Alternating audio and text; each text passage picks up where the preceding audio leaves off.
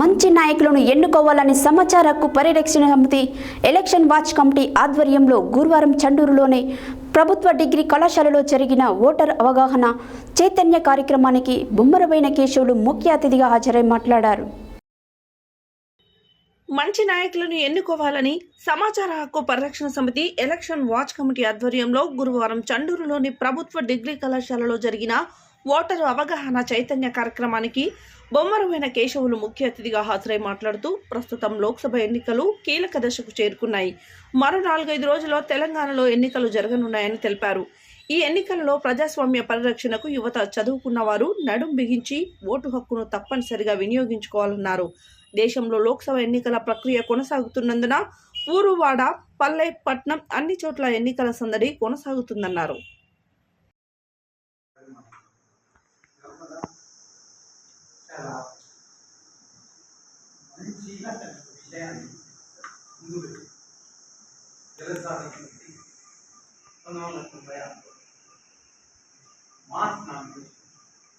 Finding out largest number of nominations in election.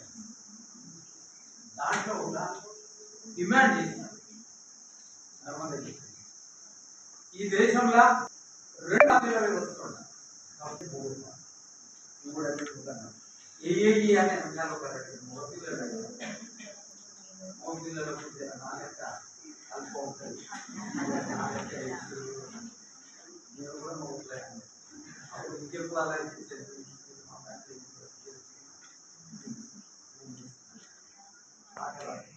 being in agriculture graduate but from here onwards art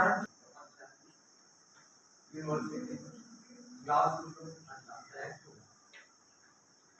చిన్నప్పుడు పిల్లలు అల్లరి చేస్తారు. అల్లరి చేసి వాళ్ళు తెలంగాణ ఎంత అల్లరి చేస్తే అంత యాక్షన్ తల్లిదండ్రులు భరించలేరు, ఆ గల్లి భరించదు, పక్కిళ్ళు భరించదు, ఆ ఊరు కూడా భరించదు. వాళ్ళ అల్లరి ఏదో అవుతాం. ఇందాకనే మనం ఒక దేవుని గురించి అడిగినాం. ఆ పేరు ఏంటి ఆయనది? మాట్లాడేటువంటి గురించి దెబ్బలకు నేను దొరికే తల్లి కావాలి ఎన్నడూ దెబ్బలు తింటారు.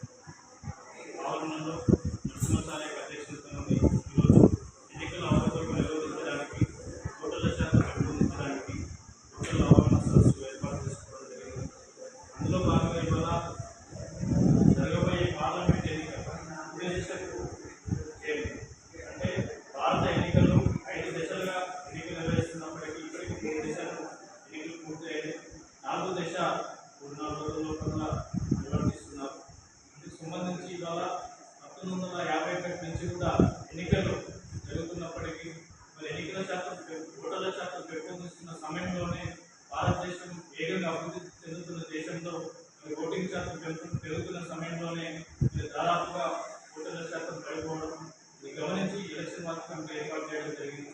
దీనికి గల కారణాలు ఏంటంటే ప్రధానంగా ప్రభుత్వాలు అవలంబిస్తున్న విధానాలు నచ్చక సరైన న్యాయం చేయట్లేదని చెప్పేసి విద్యార్థులు, మేధావులు అందరూ ఓటింగ్ దూరంగా ఉంటున్నారు.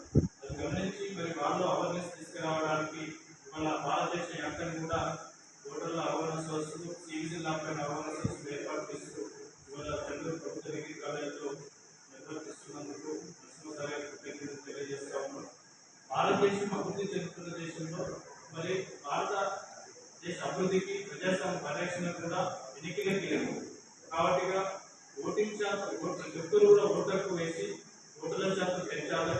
అదేవిధంగా ఓటులో బరిలో ఉన్న అభ్యర్థులు ఎవరు నచ్చకపోయినట్లయితే మరి ఎలక్షన్ కమిషన్ ఆఫ్ ఇండియా నోటర్ బుక్ ప్రవేశపెట్టింది. నోటర్ బుక్ వేసి ఓటు వేసి తన అసంతృప్తిని ప్రభుత్వాన్ని తెలియజేయాలని కోరుతాము. అదేవిధంగా ఎక్కడైనా అక్రమాలకు పాల్పడినట్లయితే బరిలో ఉన్న అభ్యర్థులు election commission of India cVIGIL lab ప్రవేశపెట్టింది అక్రమాలు నిరోధించడానికి.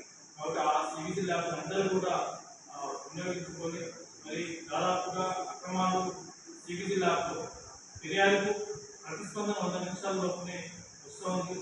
కాబట్టి ఇవన్నీ కూడా వినియోగించుకోవాలని కూడా కోరుతా ఉన్నాం. ఎక్కడ ప్రలోభాలకు గురి చేసినట్లయితే డబ్బు మద్యం ఇతర వస్తువులు ఎక్కడ ప్రలోభాలు గురి చేసినట్లయితే సివిల్ దాంట్లో చేయాలి. ఇప్పటికే ఎన్నికల కమిషన్ అన్ని ఏర్పాట్లు సర్వసిద్ధం చేసింది.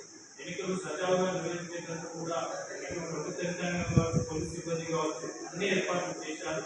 కాబట్టి సద్వినియోగం చేసుకోవాలి. మన కర్తవ్యం మన ఓటర్కు కూడా వినియోగించుకోవాల్సిన అవసరం ఉంది. ఇప్పటికే ఎన్నికల కమిషన్కు ఎన్డీఓ సంస్థలు కావచ్చు రాజకీయ పార్టీల విజ్ఞప్తి మేరకు ఒక గంట సమయంలో దృష్టిలో పెట్టుకోవాలి. కాబట్టి కొత్త ఓటర్లు అందరూ కూడా ఓటర్లు వినియోగించుకుని దేశ భవిష్యత్తు నిర్ణయించాల్సిన భవిష్యత్తు భారతదేశ అభివృద్ధికి అదేవిధంగా ఆర్థిక సామాజిక సాంస్కృతిక రాజకీయ వ్యవస్థకు కూడా ఎన్నికలే భవిష్యత్తు.